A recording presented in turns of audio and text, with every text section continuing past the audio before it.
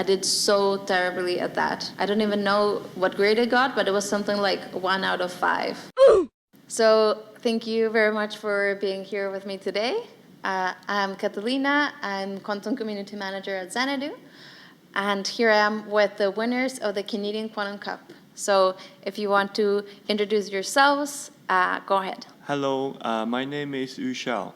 I came from Parameter Institute and I am a fourth year PhD student. My major is actually numerical simulation in condensed matter. So I'm very happy to be able to join these Canadian Quantum Cups and finally won the first place. Hi everyone, I'm Shu Wei. I'm also a fourth year PhD student at PennyLane Institute. So my research is about high energy theory and it's on the section about black hole physics and quantum information. And now I'm more and more interested in the quantum machine learning and large language model. So I'm very happy that with my teammates we can win this CQC.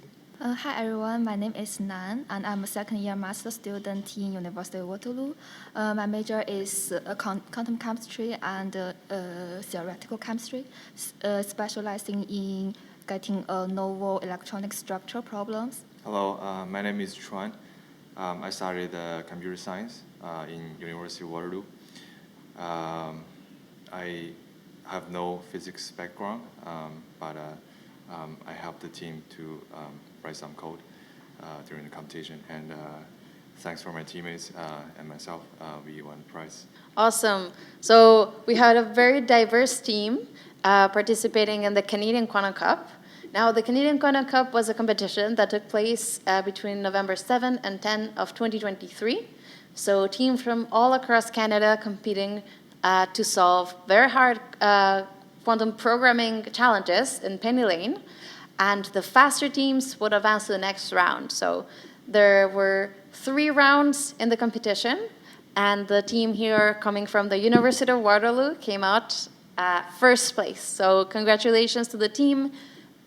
You noted down probably they have very diverse backgrounds, so working together came out to be a crucial step in the competition. Today we're going to have a very quick chat, learning about the competition, how you prepared for that. So before, maybe how are you and how has the day today been? Because today they are at Xanadu. Everybody's here at Xanadu headquarters in Toronto. And they are getting to talk to some of the experts that work at Xanadu building the world of quantum computing, right? Building PennyLane, building the algorithms, making the connections with our industry partners, etc. So how has it been today? This was the first prize for the competition, getting access to all of the best people and asking them questions, even getting a lab tour. So how was all of that? I think it was great. It's my first time seeing a real quantum computer in the lab. So, and it was really impressive that we have all the components in a floor, and then they all come together and work as a whole. Yeah, it was amazing, and also very nice to chat with different teams on different scopes they are working on, and how they come out together became more powerful.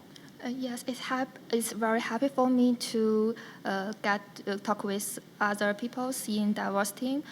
We talk with business team lead and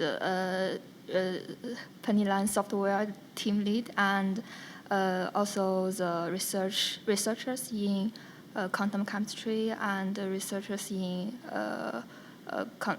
quantum algorithm people in here. It's very happy for me to get to know each other. Yeah, for me, so joining and attending this CQC is a very good chance for me to learn some quantum computing and also the quantum computing package at PennyLane. So to have a chance to finally we can chat with these people, the PennyLane core team and also the algorithm team, is a very much chance for me to know how this work behind the screen and how they work as a team to make this very good package, and this is very valuable experience for me. For me, everything feels like refreshing. So in the very beginning, it was like very surprising that okay, I can get such a good chance to take participating into like this kind of like national competition, which I never took part in ever before. And it is even more happy that we like as a team eventually we won the prize. And it is even more surprising that okay, we got all invited into Toronto and to like visiting the Xanadu headquarters, like with all the fees reimbursed. So that is very good. And after seeing like everything here, like hardware, software, algorithms, I think this is gonna be like my first impression over the real quantum industry. In the past, I only either learned it from some textbooks or some words from our colleagues, our supervisors, and I only work remotely and never seeing the reality. What is the physical stuff? For our work. So it is very fulfilling day. That's amazing to hear. And also for everybody watching, sometimes you don't expect that you're going to be the one who is going to win. And it turns out you're better than you thought you were, and especially if you build a good team. So for those of you who are going to participate in QHack or who have participated in QHack, this probably is a similar experience. You don't need to know everything. You don't need to be the expert, but you need to give it a try, register, find a good team that you can work with. So that's probably the most important thing, just finding the right team and working through the hard stuff. It's not always easy. You don't necessarily know how to start, but starting by registering and attending and finding the team, that's a way to start. And then you go one challenge at a time, right? So really, I think this is a testament to sometimes we don't know how good we are. Like it's a testament to the fact that we're sometimes better than we expected. What helped you also improve your skills? How did you prepare for this competition? So maybe thinking also of those people who are preparing for other competitions like QHack, for example. I think we all started reading the documentations, code books, also some previous QHack challenges, before the real competition. I think one thing we really like about PennyLane is it has a good tutorial, Kickstart tutorial in their homepage, from very basic stuff to advanced combined demos, small demos. I think 1 week before the competition, we all went through it, and that's where we learn all the important concepts before the game starts, and that really prepared us very well. And we also watched a YouTube video from PennyLane and got to know much more information about some quantum algorithms. Yeah. For me, I'm very grateful for this so-called Xanadu quantum codebook. So I would say it's very illuminating because I go through them. I think I also go through from the beginning to the end. So they are, even if you are some outsider of quantum information, you can learn many theory and also the implementation of the software. For me, I have some background in the theory side of quantum computation, but still for me, I learn a lot, either the Python or this PennyLane package, how they implement this computation from emulated code with a very good tutorial. So we heard about the PennyLane website, the code book, the documentation, the videos, challenges. So did you try the challenges that were on the PennyLane website before the competition? I think we all tried more or less. Absolutely. Yeah, that's a good place to start. And actually, for those watching the video, you can tackle the challenges from the Canadian Quantum Cup. They are on pennylane.ai/challenges. So you can go to some of the challenges, and in the description, you'll see that it says this challenge was part of the Canadian Quantum Cup 2023. So you can see the level of the challenges for this cup. How did you learn about the event, and how did you build up the team? Yeah, we learned from No. our team in Nan. That's a good question because I very interested in the quantum chemistry part. So I followed the LinkedIn page and followed the Xanadu.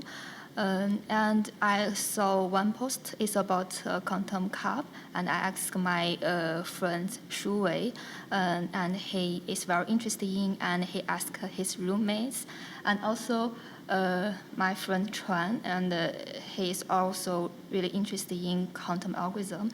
So we are a hybrid team, and we work together. Yeah, LinkedIn definitely is a good place to follow.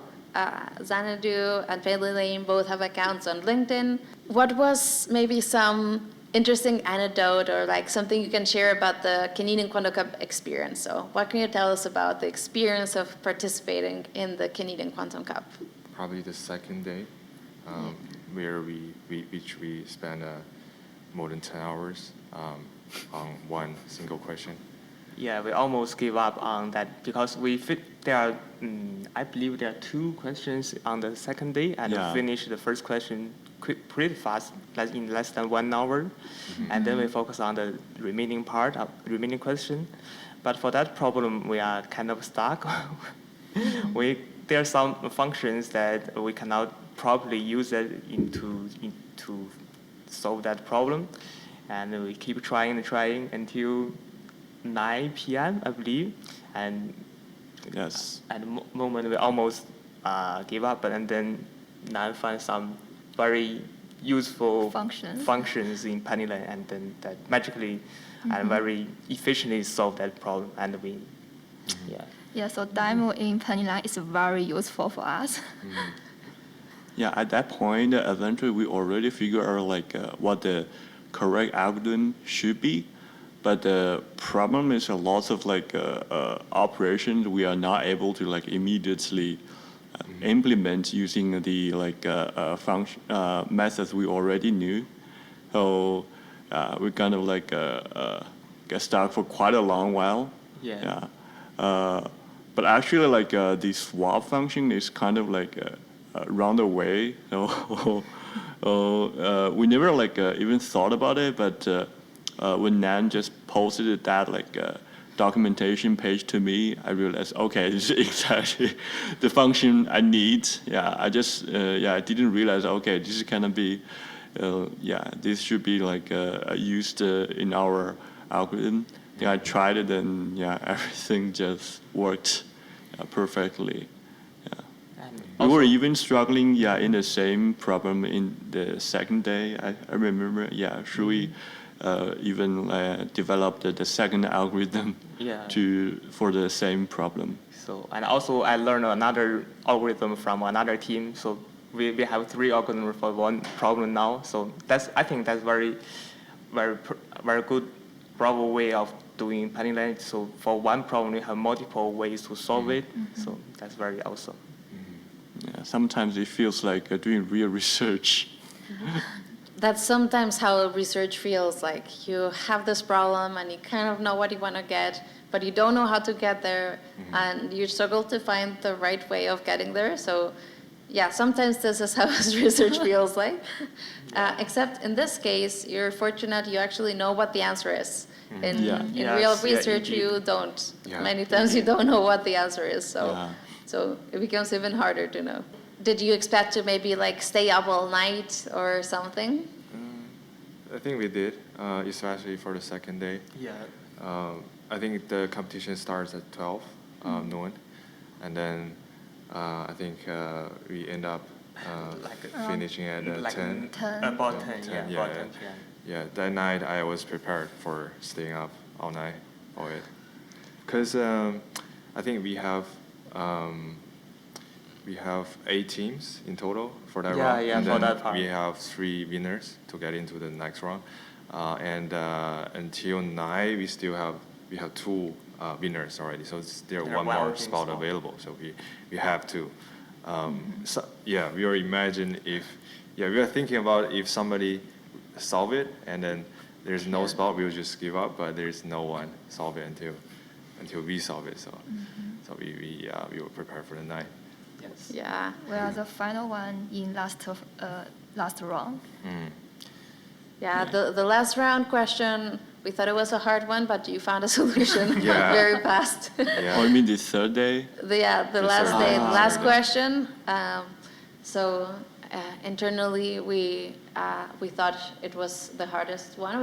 Maybe you wouldn't know how to solve it, but it turns out you did know very quickly how to solve it.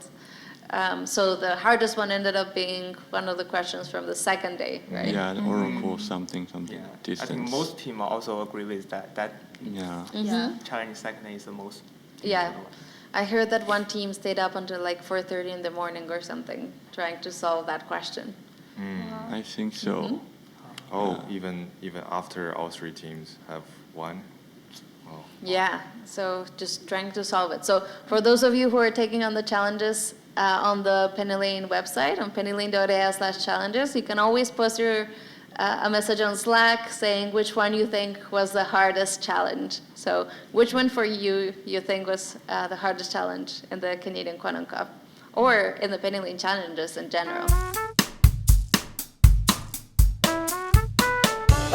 What exam did you do the worst on, like ever?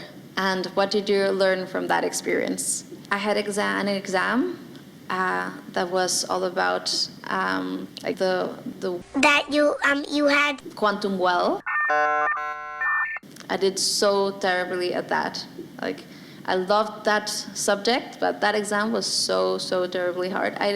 I don't even know what grade I got, but it was something like 1 out of 5. And that was about the average for the class. So For me, it must be the literature. So like literature, yeah. So I was like request to take a literature course, especially in my high school. Oh, yeah. Back then the exam it is like for me it's like 40 marks out of 120. So it's like it's still far away from like the average. The average is like something like 90 or so. Oh, yeah. Back then it was because I just had no idea like what should I write for the final essay. Oh, I remember that was the exam. I just leave the whole essay empty at all until like the final 5 minutes. I finally decided, okay, let's just write a poem. So, but typically the word limitation expected for that exam is gonna be like around 800 or so words. But that little poem only like 20 words, something like that. So I got only like 5 marks for that like essay. In total, it's gonna be like 60 something. No. But like yeah, these kind of like symptoms didn't last for very long because very soon I realized for this kind of exam, just please just write some random stuff and you will gain like enough marks. Then I'll pass the final exam. Then I did, and I really passed all the following exams. Yeah, that's my worst exam and how I tackle with that. For me, what created in my memory is that the partial differential equation, that course in my undergraduate. So for that course, I want to say I prepared very much. So there one exercise book. I want to say I think I go through that book maybe twice, but at the day of the final exam, I still very struggling for the final exam, and I almost get crying after finishing the final exam because I think there's some problem I just don't know how to figure out how to solve it. So the lesson that I take is that yes, for mathematics and for physics, it's necessary to do exercises that makes you to get more familiar with the ideas, but that only get you more familiar with the idea if you know that idea is properly in the beginning. So instead of just digging into the exercise book, so I would advise for all the who are interested in physics and mathematics, so learn learn the key ideas, and maybe you can use the Feynman the method to use. Maybe you can teach others the key concept and idea you learned. So that's better than just going through the exercise books. So that's how I did for other courses. So I did better. Yeah. For me, I think the advanced quantum mechanics in chemistry is very hard for me. And this course combines chemistry, quantum mechanics, and physics. We also need to know, we also need to have strong background in linear algebra. That's pretty hard for me to combine all the knowledge in one course. The most important thing is to talk with instructor, and that course, the instructor is my supervisor. I must learn it well. Yeah, and also talk with a TA and ask her some questions after the lectures. I think that's a good way for me to know the information about quantum mechanics in chemistry. I think for me, I think it's pretty classical. I was in CS, and it was a graph theory course in the second year. It's just, I think it's just very abstract at the beginning when you first learn all these concepts, and then different like vectors and edges, they all have their features. You have to remember them, and then in the exam they will ask you in very high level, if something happened, what does that imply? I think a lesson I learned from that is just you have to do a lot of practice to understand the concept and the application of mathematic concepts. I think I wasn't doing much practice before the exam, so I didn't get a really good grade in the midterm. After midterm, I immediately dropped the course, and that became the only math course that I didn't pass in one time in my whole undergrad study. That's a horrible exam, but I learned from it. Wow, you only dropped one course? Who dropped more than one? I dropped a lot. I think my teammates are really good at academic learnings. Yeah. Yeah. Well, I don't know how it works for you. Can you drop a course without it getting registered in your your grades and stuff? You can drop it and there's no consequence, or does it get noted down somewhere? There's a deadline that if you drop before that, there will nothing showing up in your academic record. But if you drop after that, there will be records. Deadline usually right after the midterm. So midterm is a good way to exam yourself if you understand what's going on in the course. Mm-hmm. But I still dropped a lot after the midterm. Really? The university just labeled a W on my transcript, withdraw. saying withdraw, but I just don't care. So what? I was like, You care nothing when you are PhD, right? I don't care. You're either the PhD. Even if I'm not doing my PhD, I'm still, I don't care. Okay. So go ask me, I can tell you the whole story. I'm happy to share. What can you do? So something completely unrelated. Before coming to Canada, I thought geese were just nice big ducks. But it turns out that there's a lot of controversy about that. Geese are a big thing in around the Waterloo region, right? Yeah. And people have different opinions about it. So what are your thoughts on Canadian geese? Night male beast. The big one at the end started to hiss. This thing the size of a watermelon was coming straight at me. I'm like, oh my gosh, Nightmare Beast. beast, nightmare beast. Okay. They are very cute in book, not in real life. Maybe just some last couple of questions to finish.